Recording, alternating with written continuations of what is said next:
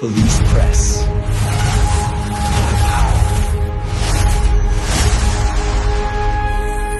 दिनांक 13 मार्च 2026 या दिवशी सायंकाळच्या वेळी पोलीस स्टेशनला खबर दिली की सेक्टर 22 तुर्भे इथे असलेल्या एका अंडर कन्स्ट्रक्शन बिल्डिंगमध्ये पहिल्या मजल्यावरती एक छोटंसं घर होतं. त्या ठिकाणी एक महिला मार्जिना मंडल असं तिचं नाव, तिचा खून झालेला आहे आणि ती रक्ताच्या थारोळ्यामध्ये पडलेली आहे असा आम्हाला माहिती पोलीस स्टेशनला एपीएमसी पोलीस स्टेशनला प्राप्त झाली.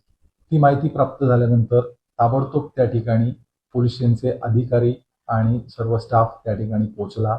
तिथे जे प्रायमरी आमचं जे सगळं इन्व्हेस्टिगेशन असतं त्या पद्धतीने FSL व्हॅन असेल, फॉरेन्सिक लॅबॉरेटरीची आमच्या व्हॅन असेल किंवा श्वान पथक असेल किंवा फिंगरप्रिंट एक्सपर्ट असतील, ते त्या ठिकाणी आम्ही गेलो. प्राथमिकरित्या माहिती काढण्याचा प्रयत्न केला. त्याचप्रमाणे ताबडतोब त्या खुनाचा जो गुन्हा आहे अज्ञात इसमाविरुद्ध, तो आम्ही तिथे नोंद केला. याची माहिती वरिष्ठांना दिली. त्याच सुरुवातीच्या काळामध्ये तिथे चॅलेंजेस खूप होती. एकतर तो जो भाग आहे तो गावठाणाच्या आणि जुन्या अशा इमारती आहेत, त्यामुळे तिथे CCTV कॅमेराज वगैरे किंवा प्रत्यक्षदर्शी तिथे आम्हाला कोणी तिथे ही घटनाच्या बाबतीत काही माहिती मिळत नव्हती. आम्ही अनेक नागरिकांशी तिथे संवाद साधला, खूप चौकशा केल्या, परंतु तिथे काही मिळत नव्हतं. या महिलेला कोणी मारलं असावं, का मारलं असावं, याबाबत आम्ही खूप चौकशी तिथे सुरू केल्यानंतर मग वेगवेगळे आम्ही त्याचे अँगल्स होते, या महिलेचा खून कोण करू शकेल, ते आम्ही तपासणी करायला सुरुवात केली. त्या शेवटी टेक्निकल आमच्या तपासामध्ये आणि आमच्या संपूर्ण माहितीमध्ये त्याच्यामध्ये आम्ही काम करू लागलो. आमच्यासोबत म्हणजे एपीएमसी पोलीस स्टेशनच्या स्टाफच्या सोबत क्राईम ब्रांचचे युनिट 1 जे म्हणतात त्याचे PI भगत साहेब, सिनियर PI भगत साहेब, त्यांचा स्टाफ, त्यानंतर सेंट्रल युनिट जे आहे त्याचे जे सुनील शिंदे सिनियर PI, ते त्यांचा स्टाफ, असे आम्ही तिघेही मिळून आम्ही काम करू लागलो. आणि काम करत असताना त्याच्यामध्ये आम्हाला एक टेक्निकल अनालिसिस करताना आणि कोण कोणी त्याच्याशी त्या दिवशी बोललंय, तिच्याशी काय त्याचा भाग आहे, त्या सगळ्या लोकांना आणून चौकशी करायला इथे सुरुवात केली. गुन्हा होऊन जवळपास 20-25 दिवस उलटून गेले होते आणि काही सुगावा लागत नव्हता. आमच्या स्टाफनी जवळपास 80-85 लोकांकडे प्रत्यक्षात चौकशी करून काही सुगावा मिळतो त्या बघत होतो. शेवटी आम्ही बऱ्याच राज्यांमध्ये वेगवेगळी पथकं तयार केली.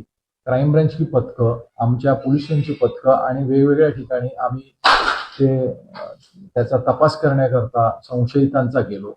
एक त्याच्यामध्ये आम्हाला सुगावा लागला किंवा लीड मिळालं आणि एक मोहम्मद अख्तर असा जो याच्यामधला आरोपी आहे, तो त्याचं किसनगंज बिहार राज्य या ठिकाणी तो गाव आहे आणि तो गुन्हा घडल्यानंतर इथून तो निघून गेलेला आहे.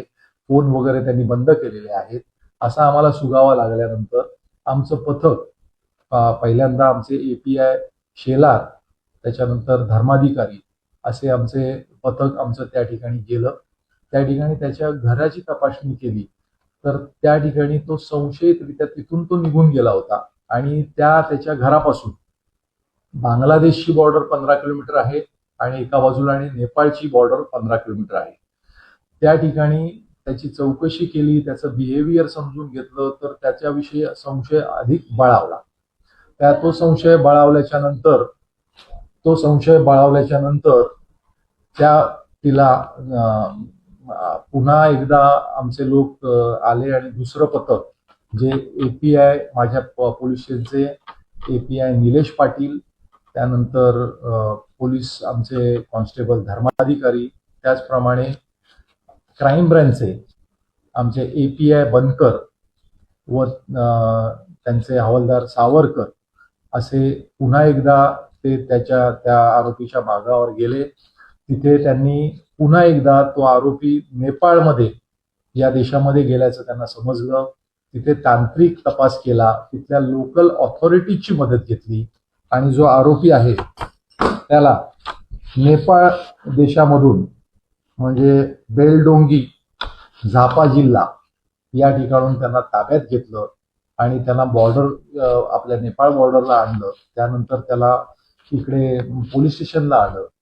मुंबईमध्ये एपीएमसी पोलीस स्टेशन इथे आणल्यानंतर त्याची पुन्हा एकदा पासून तिथे चौकशी केली आणि त्याच्यामध्ये आपल्याला त्या आरोपींनी तो गुन्हा केल्याचं कबूल केलं आणि